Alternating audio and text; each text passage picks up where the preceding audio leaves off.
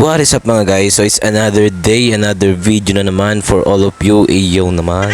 Ay dahil na nga mga guys, pagkabangon ko tanghali na pala ay sabi sa akin na ako'y mamalingkay ng aming uulamin. Palibas ay ako'y tanghali ng gumising ay ako'y nakahilata pa, sila'y naglalaban na. Kaya naman na. So ayun na nga, good morning sa mga uod at saka sa mga tutubidiyan. So ayun na nga mga guys, samahan nyo akong lokohin na naman ang sarili ko. Sinet up ko yung camera tapos lumakad ulit ako pabalik. Ay tunay kahirap din naman nga maging vlogger ha. So ayun na nga mga guys, nandito na ako sa may Mabini Street din sa Tokyo, Japan. Iyon naman. Pero sa tunay, hindi naman sa pagmamayabang ay kaganda sa Jano Street na are. Tunay na alagang-alaga ng aming kapitan na yan, barangay na yun. Siya paging ayuda. De joke lang. Ay dahil na nga mga guys, nandito na tayo sa palengke ng Lipa. Tunay na pagka busy-busy ng madaming tao din eh.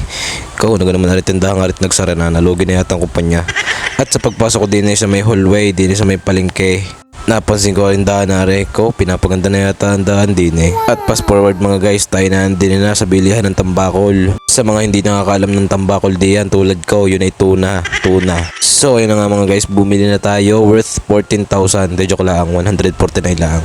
Kau buti na lang mami, merong pinato yung kalamya sa bahay. Tunay na pagkamahal pala na yun din sa palengke. De joke lang. At katabi niyan ay aring malaking isdang aray ko. Kung pagkalaki mo naman diyan. Kung ako'y mga isda, baka ako'y madala mo eh. Tapos arin na nga kami na andin na kay Kajuleng. Din kami nabili ng bangos mga guys. Suking na.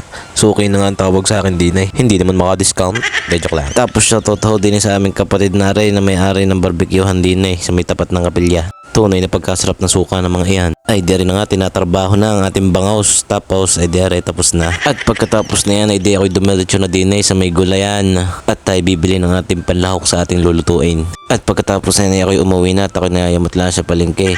Tatawagin akong pugi tapos ako'y palalapitin. Gusto pala ibilhin ko yung kanyang paninda. At pagkatapos na yan ay di ako'y nag-almusal na din o kain kayo. Ang ulam ko nga lang ay toyo. Abay favorite ko rin. At dahil ubod na banas din na para kang sinisilaban ay di ako'y kumain mo din ng watermelon pampadehydrate. De joke lang. Tapos pagpasok ng bahay nakita kong papadinay nagtatagtag ng agiw at tunay na parang bahay na ni Spider-Man sa sobrang dami. Tapos habang ako'y nakaupo din sabi sa akin na rin si Angel, ako din mag 24 hours challenge din sa kulungan ng Ibaon. Sabi ko na may bakit hindi ko ang gumawa na maintindihan mo? Ay sa banas na aray, huwag kang luluko-luko. De joke lang.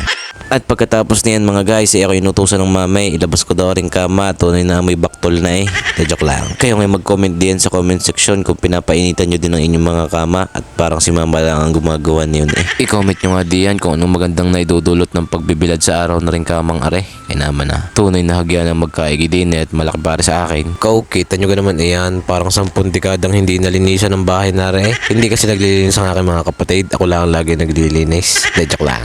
Tapos ari mami panay ang utos sa akin, sabi gayatin ko na daw yung mga dapat gayatin. Tapos ari nakita ko sa labas, ari ang aming mga gamit ko, kala may maglilipat na ng bahay eh. Ay di ari na nga mga guys, tayo magagayat na pinagagayat ng mami. Bali din nga pala ako magagayat sa labas mga guys, gawa ng doon sa loob ay ubod ng pagkagabok-gabok. Sa mga hindi nakakaalam diyan, ako nga pala allergy sa gabok mga guys. Tunay na pag ako'y napasabak sa gayaan, halos 1 linggo yata akong binabahin. De joke lang. Mga 3 days lang naman. Tapos ari na nga mga guys, pagkatapos nating i-prepare ang ating lahat ng gagamitin sa ating adobong bangos, de joke lang, sinigang yan, sinigang. At habang tayo nagluluto din ng sinigang, since master nyo na rin at patatlong vlog ko na yata rin ng sinigang, ay ako'y magiging motivational speaker muna. Alam nyo sa buhay, walang nakakaalam na mangyayari sa kinabukasan. Kaya palagi lang nating iisipin hindi lahat nabibigyan ng pagkakataon. Tapos ayun na nga mga guys, sana'y kayo na-motivate at naging inspired sa aking mga pinagsasabi doon. Naway naintindihan nyo lahat at naitutak nyo sa inyong puso at isipan. De joke lang. Pagpasensyahan nyo na at wala na akong maisip na sasabihin at patatlong beses ko na nagluluto rin ng sinigang. Kung makikita ninyo, napakadami ko ng video tungkol sa sinigang. Kaya naman sabihin naman ng mga nanonood ay ari lang alam kong lutuin. Pero kahit gayon pa man, wag naman sana kayo magsasawang ako'y panurin. Parang awa nyo na. De joke lang. At pagkatapos na yan ay di rin na nga mga guys, it's prank time. Kaso nga lang ay wala ring audio. Gawa ng sira pala ang audio ng cellphone ng mami.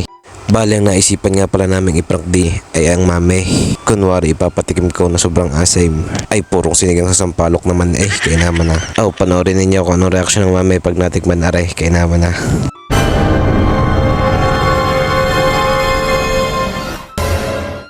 At this moment that he knew he fucked up.